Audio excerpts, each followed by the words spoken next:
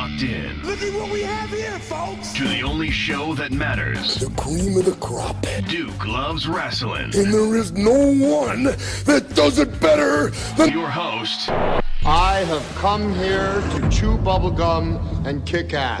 The Duke. And I'm all out of bubblegum.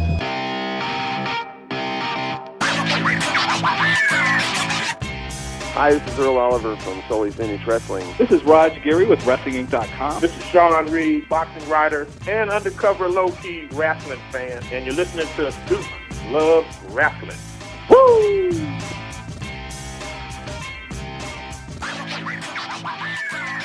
Hey, Duke, it's Elyse. Elyse, my favorite nurse practitioner. How are you doing today? I'm doing very well, thank you, Duke. I just have a question for you. Are you washing your hands? Oh, come on. Of course I'm washing my hands. You know, Elyse, you know that I'm a germaphobe. I got to make sure that I'm clean. I'm taking multiple showers a day. So, yes, I am washing my hands. But since you called, and I mean, you know, you're a medical professional here, especially as we're dealing with this crazy pandemic right now. What are some best practices for how to properly wash your hands, you would say? Most people think that you have to wash with warm or hot water. Actually, it doesn't matter if the water is cold when you go to wash your hands. Best thing you can do is wash, obviously, with clean water, clean running water. I always tell my patients to use antibacterial soap. It's the best. For at least 20 seconds, scrubbing all surfaces of your hands for at least 20 seconds. Some providers or nurses will tell people, you know, you sing a song, the happy birthday to you song, or, you know, whatever, some kind of nursery rhyme while you're washing your hands, and that's about how long you wash your hands for. But the most important thing is to use clean running water. Doesn't matter if it's warm or hot, cold. And use antibacterial soap like Dial, something that you can just get, like a Dial soap that has antibacterial in it. 20 seconds, wash all the surfaces. Particularly important to use that because everybody, it seems like the whole United States has gone off and bought up all the hand sanitizer that there is. So there's a shortage on that, I hear. I never knew that it didn't matter if the water was cold or warm. As long as it's running clean water, it's fine, right, because really it's the soap that's going to do the job for you. So exactly that's a great tip there. So I got to ask you, Elyse, literally my favorite nurse practitioner in the world, what song are you humming to yourself when you're washing your hands? I just do it. I'm very boring. I sing happy birthday to myself every time I wash my hands. Oh, okay. So because you're such a big shot, you got to sing happy birthday. So basically every single moment of the day is your birthday because I know I'm you wash your hands my birth. I'm celebrating the birth of me, yes. Listen, if you don't do it, who's going to do it, right? It might catch on, so that's fair. So everybody, make sure you sing the happy birthday song, and you can think of Elyse as you're doing it. Her ears will start ringing, because you'll be thinking of her as you're washing your hands saying happy birthday. That's for sure there. Listen, tell me something, Elyse, because I don't think a lot of folks understand the difference there. You're a nurse practitioner, and legitimately, I mean, you have a lot of experience. You're very high regarded. You have experience in multiple areas and what have you. Can you define and explain what a nurse practitioner is in particular? Because, again, I don't think a lot of people understand nurse practitioner, what that actually means. Yeah. A lot of people do think it's the same level of education as a nurse, which I was a nurse for 23 years before I decided to go back to school and become a nurse practitioner.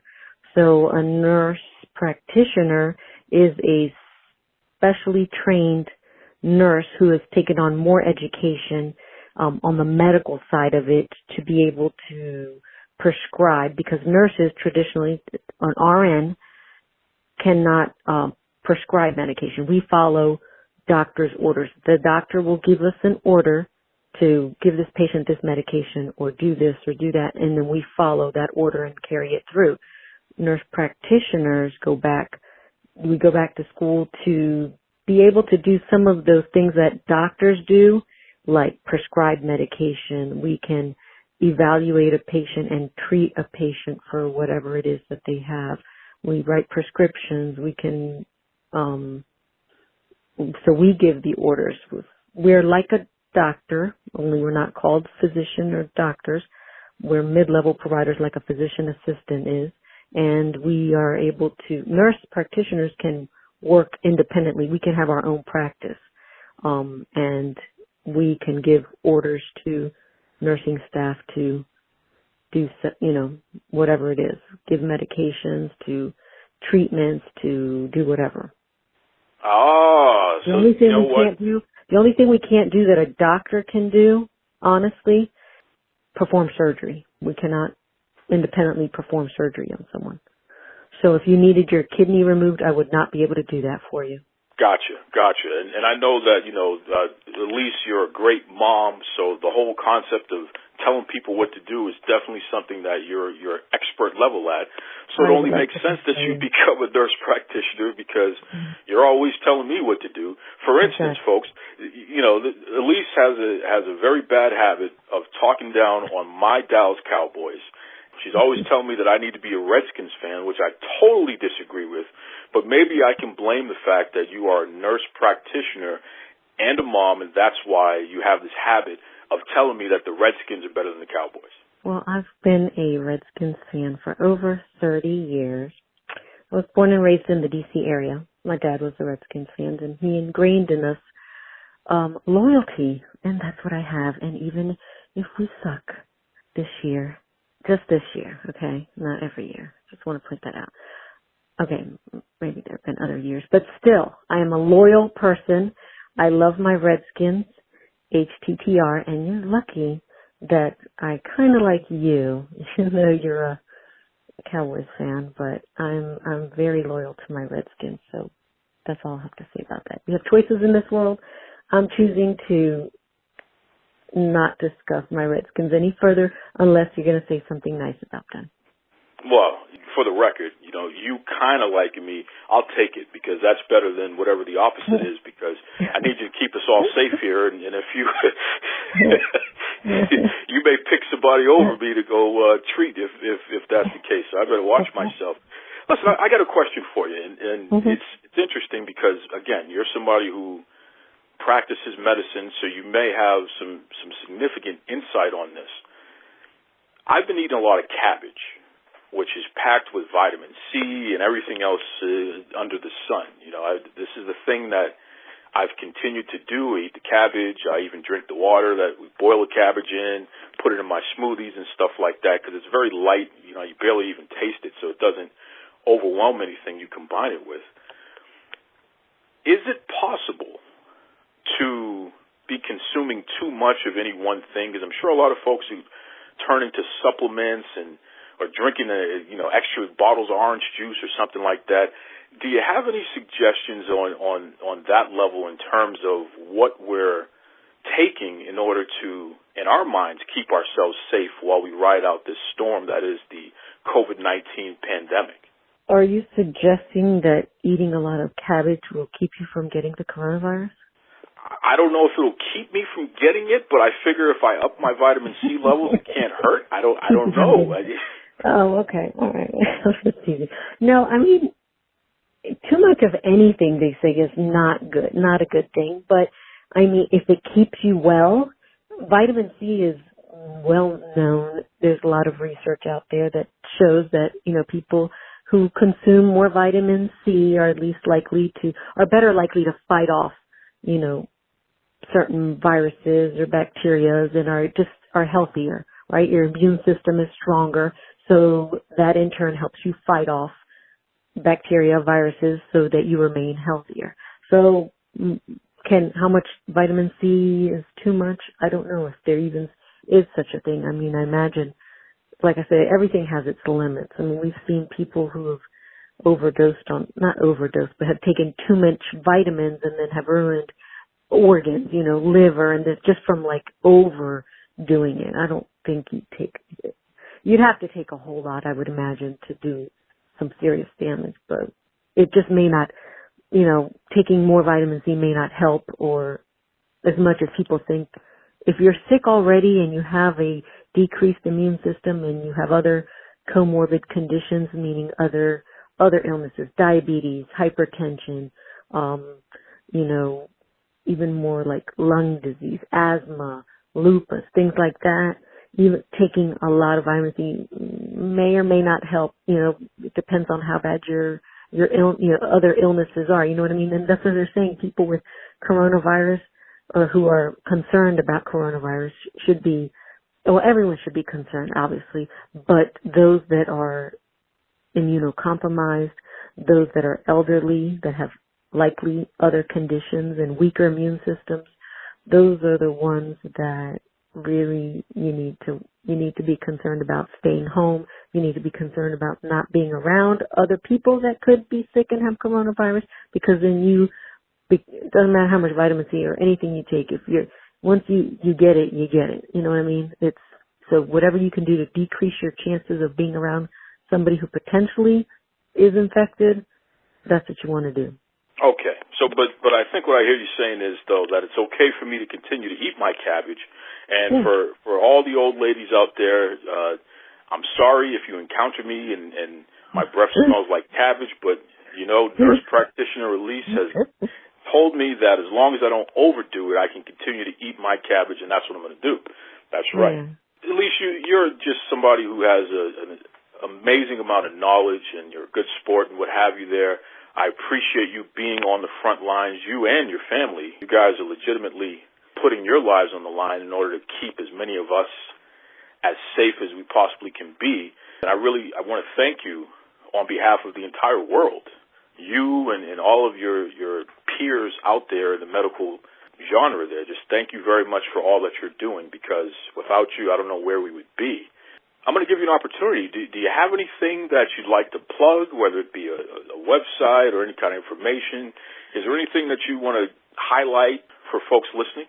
Yeah, sure. But first I'd like to say that, Duke, that kind of brought a little tear to my eye. You're being so nice to me. You said some really nice things. I appreciate that.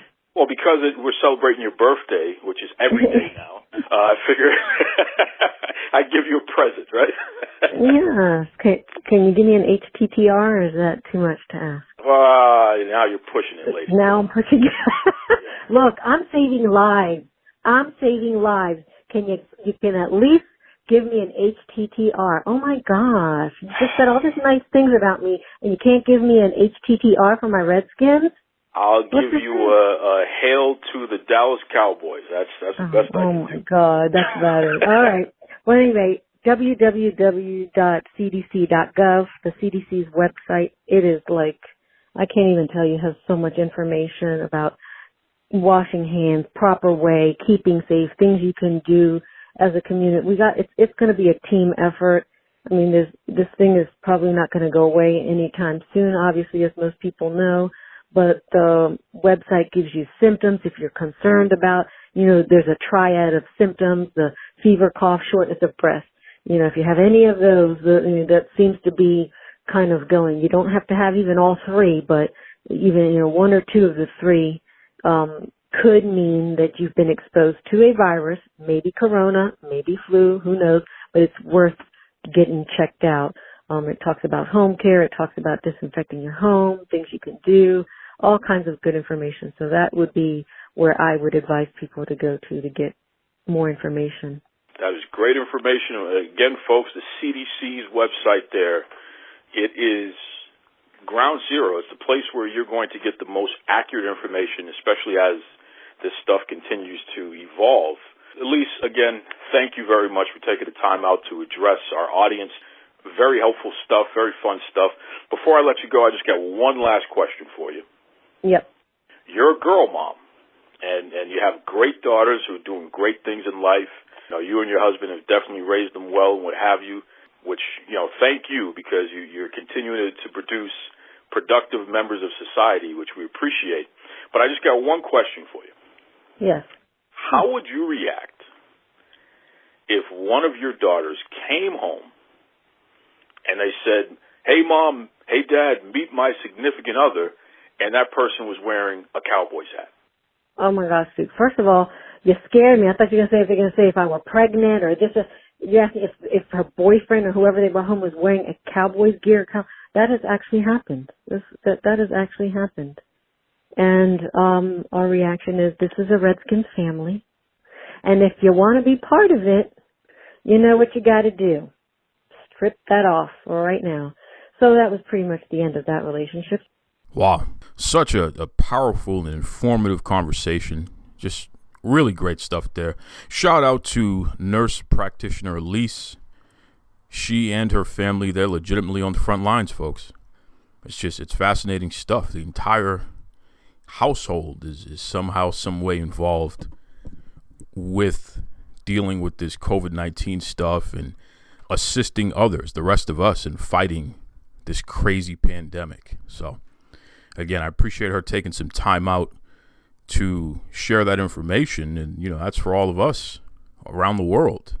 Just great best practices there. So, good stuff. Welcome back to the Duke Loves Wrestling podcast.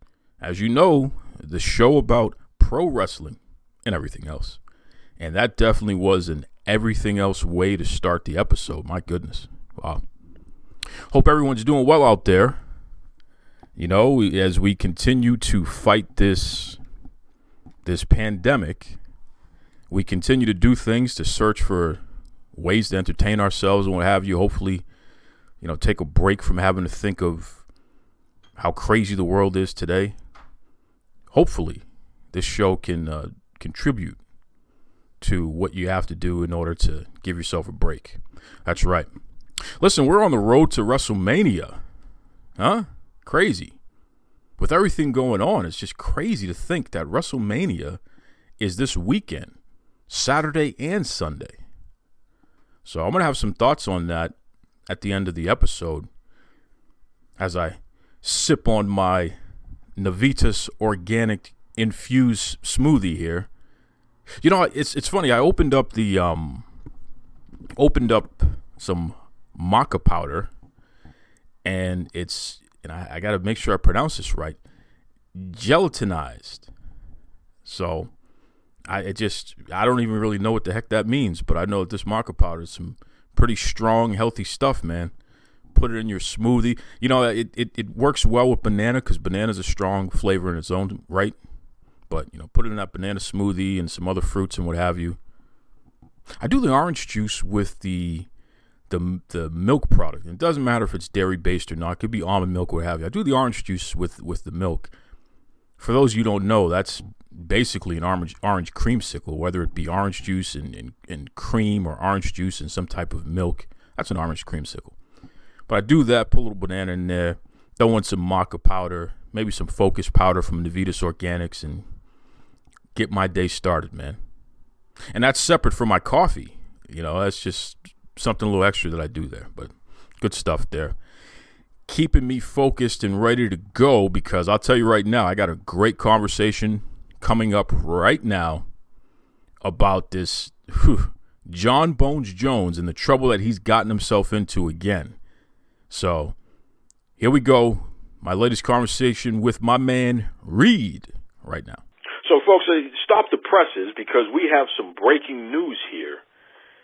UFC cheater, UFC alleged future Hall of Famer, literally the biggest bum to ever lace up MMA gloves, legitimately a guy who is probably the biggest disappointment in the history of mixed martial arts, a guy that I can't stand, a guy that I've called out every step of the way of the Duke Loves Wrestling podcast and beyond. Okay? John Bones Jones, stop the presses.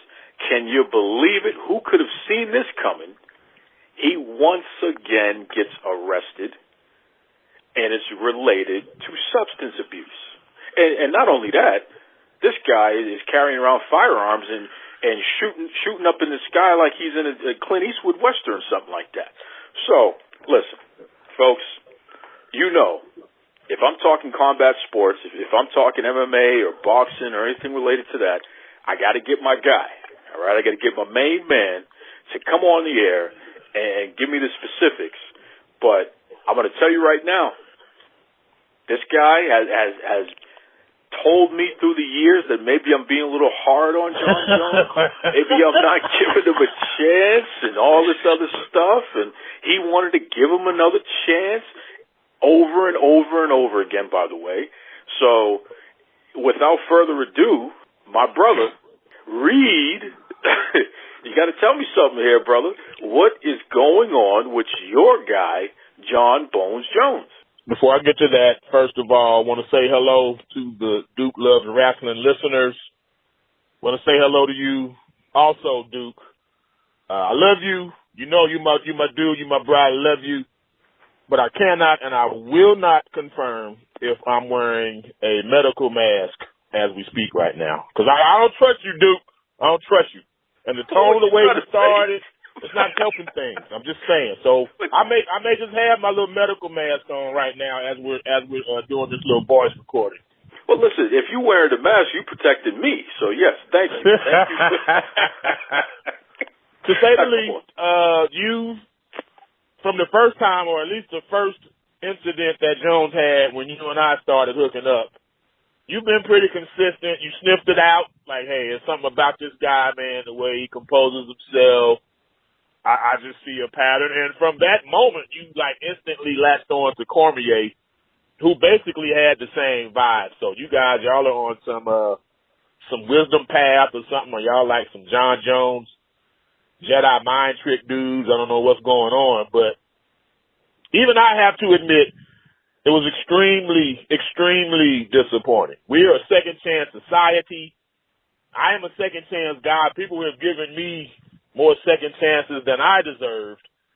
But in terms of John Jones and the industry he's in, for the same issues, he's on his 4th, 5th, 6th second chance. And it's, I don't know, man, this dude, he's got a fiance, and she's been his fiance since he first burst onto the scene.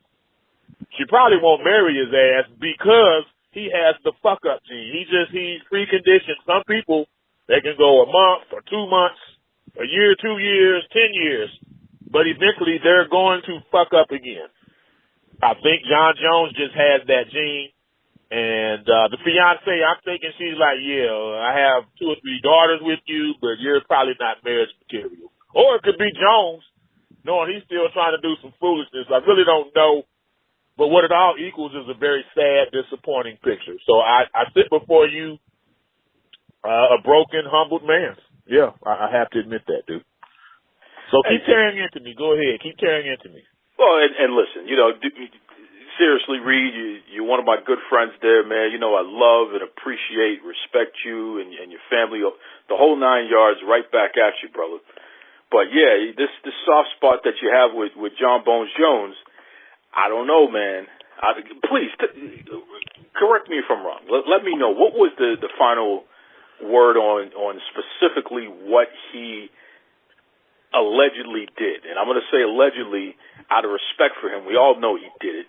But and there's police body cam stuff and all kinds of other stuff, so we'll get into that too. But what is it that he is being accused of doing? I may or may not get the legal terms correct, but he failed a field sobriety test. There's body cam footage of that. So you have driving. Some states call it DUI, driving under the influence. Others call it driving while intoxicated, DWI. Word it how you want to. He has that. He had an open container in the car. You're a millionaire several times over, but you had there was a failure to show insurance of his vehicle, and he was charged with negligent use of a firearm. He discharged his firearm. What brought attention to the whole situation, like Copper 2, they were a couple blocks away from where Jones was. I assumed initially this was a residential area, quiet, dark street where everything went down. But per the body cam footage, it appeared to be downtown Albuquerque, New Mexico. Like there were rows of cars behind Jones's vehicle, rows of cars across the street from where Jones's vehicle was. Like it was you didn't see a lot of people out, but you saw a lot of cars. which, lights everywhere. So it indicated to me, if not downtown Albuquerque, a very popular, normally well-populated area of Albuquerque. So per the police, they hear a gunshot go off. They drive into the direction, or one officer drives into the direction of the gunshot, and he sees a vehicle. He gets out of his vehicle. John Jones is in the car. The car is running. He didn't appear to be intoxicated on sight, but the officer said he saw like just green splashes of what appeared to be marijuana residue. Now, keep in mind, Jones didn't even get a marijuana charge. So that's just stuff that was in the officer's police report. So, they begin to talk. He said he could, he's recording everything. He said he could smell alcohol coming from Jones's, his breath, his mouth or whatever. So then he has another guy come and perform a field sobriety test. While the field sobriety test is going on, the same officer checks the car. He finds an open container of Recuerdo Mezcal. So on a combative sports front, that's Jorge Gamebred Masvidal's brand of mezcal. So the silver lining is at least you were under the influence under a fellow UFC fighter's product, But beyond that, he tried to deny that he shot off a gun or had a gun. The officer found a gun under John's feet, and not far from where he shot the gun off, they found a matching shell, because obviously when you shoot the fucking air, it's going to come back down eventually. So in terms of what happened, and he got back to the police station, failed the field sobriety test, got back to the station, and then he blew like at least twice the legal limit. So DUI, DWI, whatever you want to call it, negligent use of a firearm, open container, and failure to provide insurance. Those were the official charges. Now, Reed, I take the Daniel Cormier approach. I'm not here trying to kick the guy while he's down. And, addiction is something I think you are, dude. Now, Daniel, I don't know about you, bro. I'm having an I told you so moment because, let's be clear here. Pop your collar. I don't blame you. Pop your collar. As far as I know, John Bones Jones is not Wile E. Coyote, and he's not out there hunting wabbit. So for him to be busting off shots in Albuquerque while he's drunk, I mean, is this a Warner Brothers cartoon? He's chasing a Bugs Bunny or something. I don't know what the hell's going on. But, addiction is very serious. Substance abuse is a very serious thing. And it's a disease. So I respect the challenges surrounding that. And we all know folks who have dealt with those challenges. Some folks listening right now may be dealing with those challenges personally. So I want to make sure I make it clear that I'm not piling on that aspect of things. But I'm going to throw a theory at you, Reed, and you tell me if it makes sense to you or not. Okay. You describe the situation. The man literally went out of his way to call attention to himself while all this stuff was going on, while he's intoxicated, while he's driving while he's intoxicated. He doesn't even he's driving while intoxicated without insurance on top of that. And what does he choose to do? Instead of quietly getting from whatever point A to point E he's trying to get to as best as he can, he decides to pull out a firearm and start shooting in the air. My brain tells me that this is a person who lives for attention. This is a person who wants people to pay attention to them, even if their attention to him is negative. There's a need to be acknowledged, to be seen, to exist. My theory is that John Bones Jones has some of that going on with him. And when you listen to him discuss his family dynamic growing up and how as a child he was never considered the one that was going to be the superstar. He was never really considered a star athlete like his brothers and what have you and all this other stuff there until he turned to wrestling. And even when he was doing wrestling, he still wasn't on the same level as his other family members. So here's a person who has constantly been fighting for attention, my thoughts is some of his self-destructive tendencies, at least being allowed about his self-destruction, centers around needing attention. What do you think about that theory, Reed? There's definitely traces of truth to that. I mean, he is the middle child. His older brother, Arthur, won a Super Bowl with the Baltimore Ravens, I believe. Younger brother, Chandler, he was the stud in terms of football.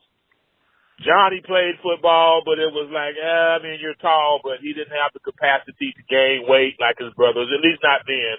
And it just wasn't as good, frankly. They go to D1 colleges. You know, he was a national champion in college for wrestling, but it was at a JUCO. So, okay, John, you got your little old JUCO national championship. We're proud of you. But hey, look what Chandler did over here. Look what Arthur's doing, And they both have played in Super Bowls. But to me, so I get the dynamic growing up, but it came to a point when John Jones became the youngest champion in UFC history. He became more famous to me, and maybe people can correct me if I'm wrong. I am a combative sports guy, but I would like to think the average man on the street, if you show them a picture of John Jones, Chandler Jones, or Arthur Jones, they're going to recognize John Jones more readily. Would you agree or disagree with that? Oh, 100%. He had overcome this whole notion of being in the shadow of the others. Okay. As they became adults. So if it's the big brother, because the middle kid syndrome, I was an only child, so I can't relate to it. But my wife is a middle kid, and you're the baby of the oldest, but yet you're not the baby. So you get the least amount of attention, or so that's the belief. So I get that, but he was able to overcome that. If it's about your addiction, if it's about attention, whoop ass in the cage, bro. Take that. That's the best way, especially as a guy. We all have that thing in us. We want to be it was like the Ric Flair thing, to make a wrestling analogy. He sold himself on being able to kick the most ass and lay up with the most women afterwards. Okay, well, we're in a society where the whole promiscuous laying up with women shit, that ain't cool no more. But it's still very much cool to be able to say, I can whoop more ass in this room or in this company or in this state, whatever, than any of you other motherfuckers. So he should have been content with that. I don't get it, dude. He's clearly an addict. But even an addict will find a way to, if they accept the fact I'm an addict, I'm going to do this no matter what.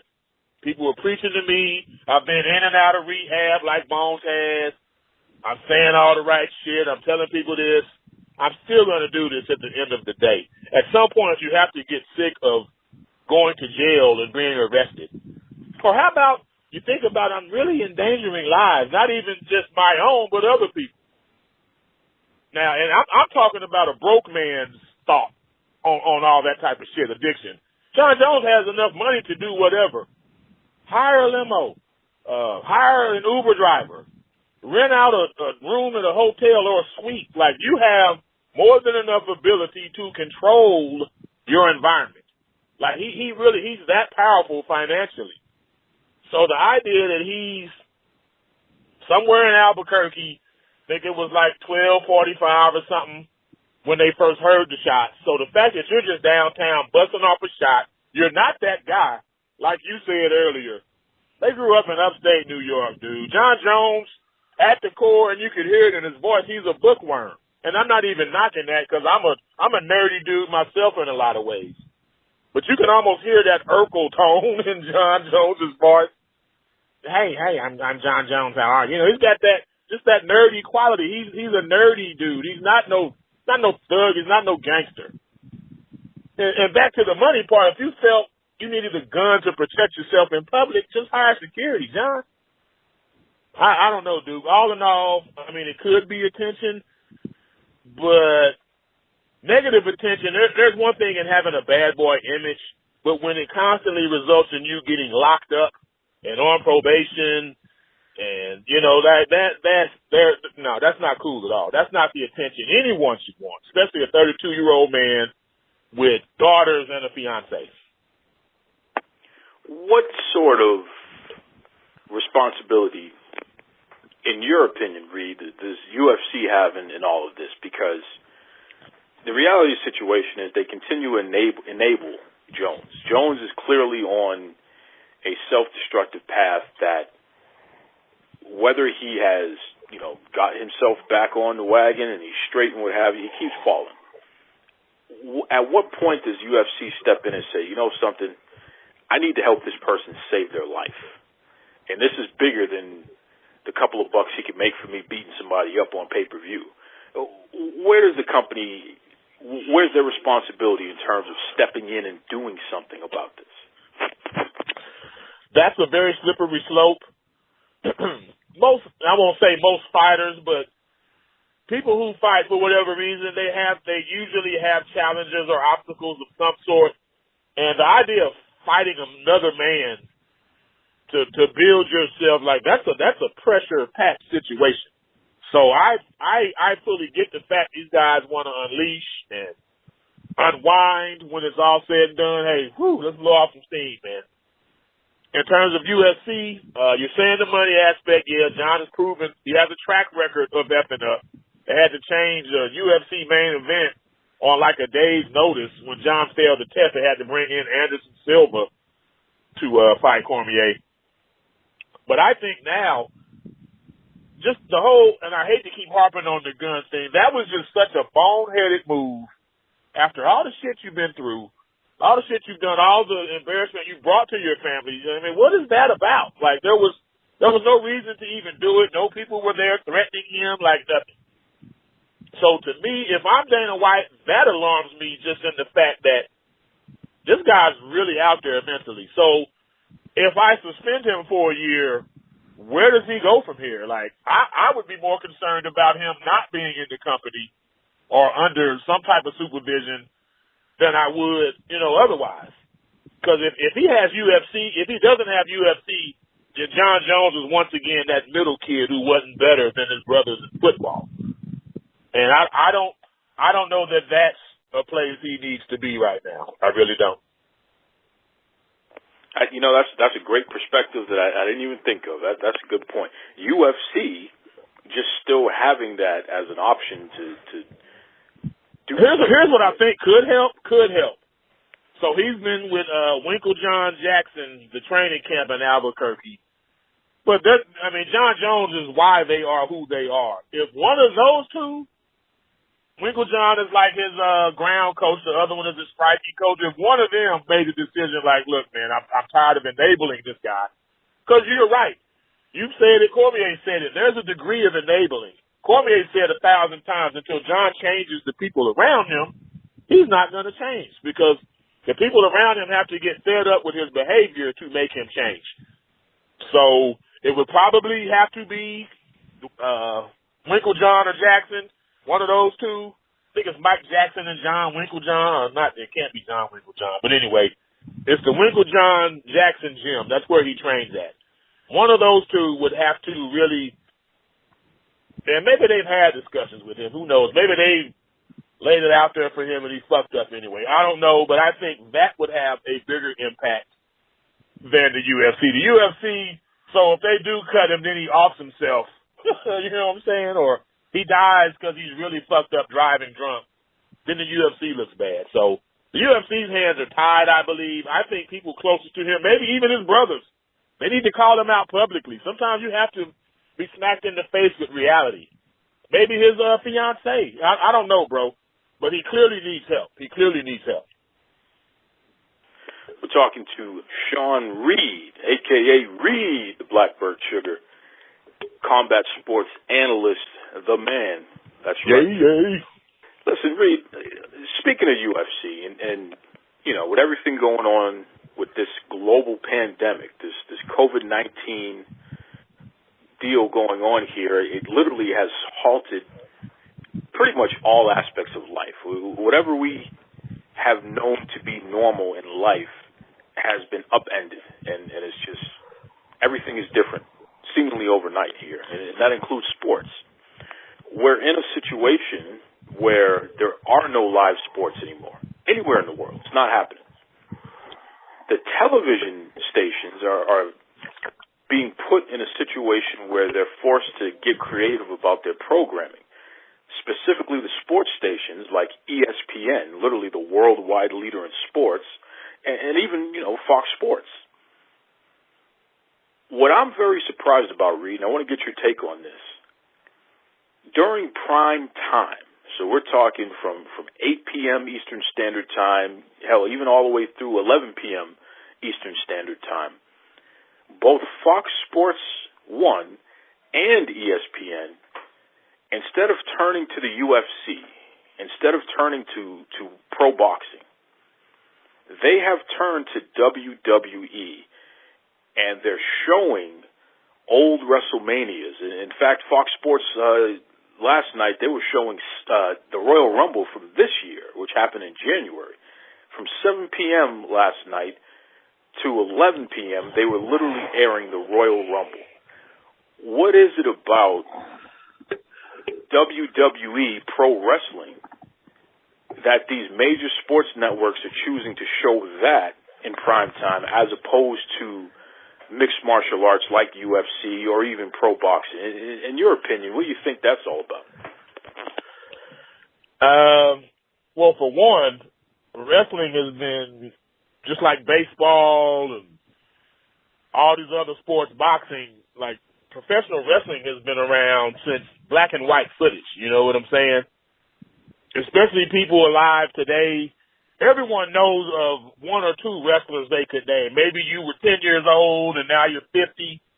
But if someone put a gun in your head and said, name a famous professional wrestler, you could name one. It'd probably be Ric Flair or Hulk Hogan or whoever. So that's an easy place to start. Everyone knows what it is. You can't go to Golf Channel and watch no live golf. Can't go to NBA TV or NFL TV. So, beyond that, it's a family environment. You can watch wrestling with your kids. There may be some uncomfortable moments, but hell, that happens in a PG-13 movie. You know what I'm saying? So, it's family entertainment. You're gonna know somebody, and it could strike up some nostalgia within you. Maybe you haven't thought this thing in 20 years, but now you're trapped in the house. You're quarantining. You're self-distancing. Oh my God, Ric Flair. Oh man. Oh, The Rock. Wow. And your kids, they all know who Dwayne Johnson is as the actor. Maybe they don't know he wrestled. So then here you show this WrestleMania. Then you got Stone Cold Hulk Hogan. So long story short, wrestling is very easily relatable. It doesn't matter if you're East Coast, like you are in Boston, or me, grew up in St. Louis, now I reside in the Southwest in Dallas, Texas.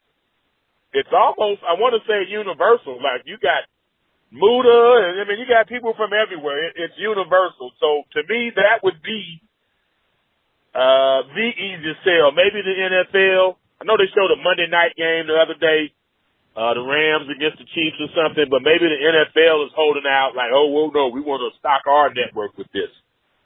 But yeah, you would think they'd show more fights like they did show Fury Wilder.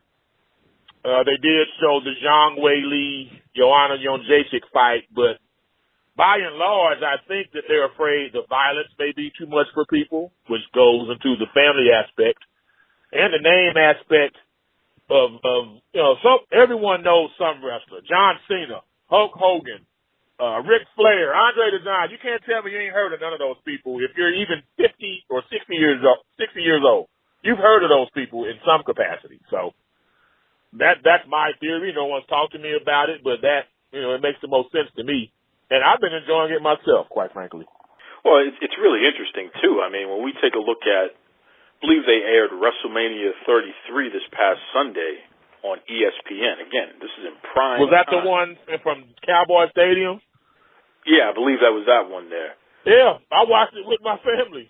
Well, here's the funniest part about it, Reed. It was the highest-rated program on ESPN for the past week. I believe it. I mean, it fascinates me to think that a pro wrestling. I hadn't seen it. I hate to cut you off, dude. Was that the one where the group Bray Wyatt's in? Did they? Yeah. Wyatt family and all them. Yeah. And he's Rock beat the guy like 6 seconds or something. To the bell rings, he swings rock bottom. Oh my Lord, that was hilarious. My family and I were like it's family entertainment, and I got daughters. Like, you know, you would think I got sons. No, my wife and daughters, we're watching wrestling and shit. You know what I'm saying? And we had a great time. And I hadn't seen it. You know, I hadn't seen that Wrestlemania, so it was The Rock. My girls recognized The Rock. They did comment on the fact he wasn't quite as buff as he is today. Like, well, this was a few years ago, you know, back up off him. Damn, you know, he's worked himself up. But then when he did the rock bottom on the dude, it was it was hilarious, man. It was hilarious. You legitimately answering the question right then and there. It's family entertainment. And, hey, you know, most people have not seen it. But wrestling fans have seen it, sure. But your average person hasn't seen it. So to be flipping channels and to catch that, something different. Right, exactly. That's good stuff. You know, it's funny, too, Reed, because I know that, you know, traditionally you're a long-time wrestling fan. You catch it when you can. Only so many hours in the day, so it's understandable. You cover combat sports. You're a huge NFL fan. There's only so many hours in a day. We're in a situation now where this weekend, Wrestlemania for the first time, number one, it's not going to be live. It's actually taped.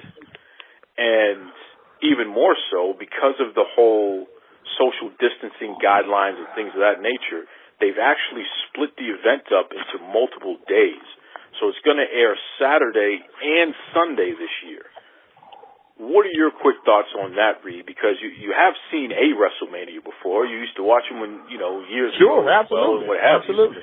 You. What do you think of those changes to something in order to still be able to even pull it off? So immediate thought is part of being a WWE performer is playing to the crowd. Now, correct me if I'm wrong. There wasn't a crowd in attendance, correct? No, no crowd. Not even production staff would have you could sit around and watch. No crowd whatsoever. Right. So right then and there, I mean, do you even do promos? Like taking it back to The Rock is fresh in my mind when he goes, "The Rock has come back," and the crowd finishes his sentence. Okay, he couldn't do that. You know, when he wants to do the people's elbow, there's no one cheering. Like that would be weird. So, especially for a performer like The Rock, you know, how would you, or any performer whose their shtick is based on the crowd, like the crowd's waiting for him to go into this pose and say this phrase so they can respond. That'll be weird. Even though I'm an old school wrestling fan, I do recall the Stone Cold Goldberg Raw Nitro days. So I'm used, and I've been part of the crowds. You know, I made 10 or 15 signs to take to wrestling events. So that's the part of it to me visually, is seeing the signs ringside. You know what I'm saying? So just right there, the fan interaction aspect will be strange to me.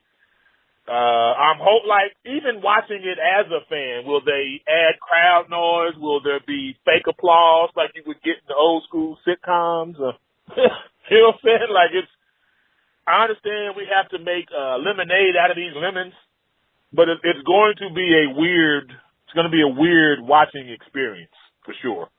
Well, and I think just based on, you know, the information that I've taken a look at and things that they've been doing leading up to it, they're going to have to treat this like a TV show more than they've ever done before. Okay. So when you treat it like a TV show, even the way that you cut promos, it's going to be more cinematic. There's just something about, and I guess this is part of the reason why it's not going to be live, so they can make it as tight as they possibly can make it. But yeah, it's going to be a TV show as opposed to a sports exhibition. Okay, so guys will still do their promos. They may cut to some random crowd shot or something with signs. Okay, that I would appreciate that better for sure. I was like a blank. Here's my point of reference. There was a UFC fight and a boxing match, like the Friday before everything, or the Friday and Saturday before everything officially shut down. There was a boxing match Friday, only like the corner people were allowed into the auditorium for a boxing match, and then there was a fight in Brazil, same thing, and it was just the fighters didn't seem to mind until after the fact. Guy who lost, oh yeah, it was weird that no one was here, but it was very strange hearing nothing, no crowd appreciation. It would still be weird for sure to perform under those circumstances, but again, you got to make lemonade out of these lemons, and it's already been recorded. I hope it comes out well. I'll be interested in the product because we have nothing else to watch. So in that sense, it's very smart. And you know something, Reed, and you and I haven't discussed this off air, so I'm going to officially say this to you. Since Vincent Kennedy McMahon is a close personal friend of mine, as I tell the whole world, everybody knows this. I don't know if he knows it, but everybody else knows it. Reed, I am going to provide you with a free month of WWE Network. So you and your family can personally watch WrestleMania this weekend and get a chance to see everything else that's going on the network and what have you. So we'll give you 30 days free of the WWE Network because I can't have my guy missing out on what is going to be the biggest event that we may see for the next couple of months. Right. Sporting event, period. Super Bowl, NBA Finals, NHL Finals, Wimbledon's going, NCAA Tournament, all of y'all will holler at you. It's about WrestleMania, apparently. Yeah. That's it. Wow. You're the man, dude. That's it. I got you. Reed, let everybody know. How can they reach out to you and catch your podcast and what have you? Because I'll tell you, man, you have been on fire. And just anytime I play your podcast to anybody, they start cracking up immediately. It's just so entertaining. Let everybody know how they can catch your stuff. Oh, I appreciate it, Duke. You can reach me. I'm on YouTube, Reed BBS, REED, space BBS, Blackbird Sugar, Bachelor's in Boxing Studies, Fred Sanford of the Fistic Arts. And here's the deal. This is a promise and a guarantee. If you have the coronavirus, hit the subscribe button on my channel. You'll be cured. If you don't have the coronavirus, hit the subscribe button, and you'll be permanently immune to the coronavirus. I'm highly encouraging any and all, by and large, to subscribe to my channel. And you can hit the like button also while you're there. Reed BBS. All statements from Reed are Reed's statements alone. I do not endorse anything. Duke Loves Wrestling will not be held liable. Yeah, Duke, this is me saying it, not Duke. I'll put it out there. That's my boy. It's me. I'm promising it. Damn it. Always fun to talk to my man Reed. Just a great, knowledgeable person. Reed, when it comes to the combat sports, man, he's on top of that stuff. He knows his stuff. Great dude. You gotta check out Reed BBS on YouTube. Blackbird Sugar, as he calls himself. You gotta check him out on YouTube. That's where his show is primarily posted. Great dude, man. Great information. Knows his stuff when it comes to boxing and MMA, when it comes to pro wrestling, when it comes to NFL, you name it. Reed is just a dude in the know. And seriously, though, with that whole John Jones stuff, I just hope the dude gets some help, and I hope the UFC does the right thing by him as well, because he's made them a lot of money. So we'll see what happens. Folks, like I said earlier in the show, WrestleMania is this weekend, and I can't even give you a preview of it because I am not certain what the matches are really going to be at this point. I mean, there have been changes, Changes like Roman Reigns, he's no longer facing Goldberg, so it's unclear who Goldberg is going to take on. I don't understand that. Universal Championship, but it is what it is. I mean, I guess I do understand it with this pandemic and with injuries and just things going on. Better safe than sorry, I guess. I hear that The Miz may not be competing. We'll have to wait and see how that shakes out. It just there's a lot. There's a lot of changes going on. This is a first because we're essentially talking about a 2-day event, and they broke it off into 2 days so they can adhere to the social distancing guidelines that are happening all over the country. So Saturday and Sunday, live on the WWE. Well, it's not even going to be live on the WWE Network. It's recorded, most of the matches. And as I said to Reed, I mean, this is going to be more of a TV show presentation or a movie presentation than what you're traditionally used to watching when it comes to pro wrestling. So with all this uncertainty and I don't really know what's going to happen, I got to be honest with you, I'm excited. I'm excited because I don't know what to expect. So how could I not tune in? How could I not watch? And what else is there to watch this weekend? I mean, really, there's nothing else to watch. Yeah, you've gone through your Netflix series and all these other things. That's great. There's nothing else to watch this weekend. Watch WrestleMania. Okay? Subscribe to the WWE Network. If you're a new subscriber, your first month will be on the house. I already sent Reed a link, and I'll post it on my page as well, so anyone who wants to take advantage of that so you can see WrestleMania for free. Seriously. Just have some fun, man. This is the closest thing we're going to get to sports anytime soon, so we might as well just enjoy it. You know what I'm saying? That's the truth. So with that said, next week I will recap all the goings on. That'll be an interesting episode. I'll have to find somebody fun to recap WrestleMania with me. So that'll be something interesting. Until then, listen, as always, folks, be kind to yourselves. Be kind to others. Please, please, please stay indoors as much as you can. Wash your hands. No more fist bumping or handshakes or hugging. I saw a guy doing fist bumps the other day. What are you doing? No more of that stuff for the time being, folks. Please. Please. Okay? If you go to church online. You don't need to be going in the building. All the singing and the carrying on. You're putting your germs in the air. Please don't do that. Just, again, be kind to yourselves and be kind to others. And the kindest thing you can do right now is keep yourself nice and healthy during this pandemic while we ride this storm. And by keeping yourself healthy, you're going to keep others healthy. So, that's right. Till next week, folks, follow me on YouTube. Follow me on Instagram. Follow me on Twitter, Facebook, at Duke Loves Rasslin. Shoot me a message. I will respond. Take it away, Tony Schiavone.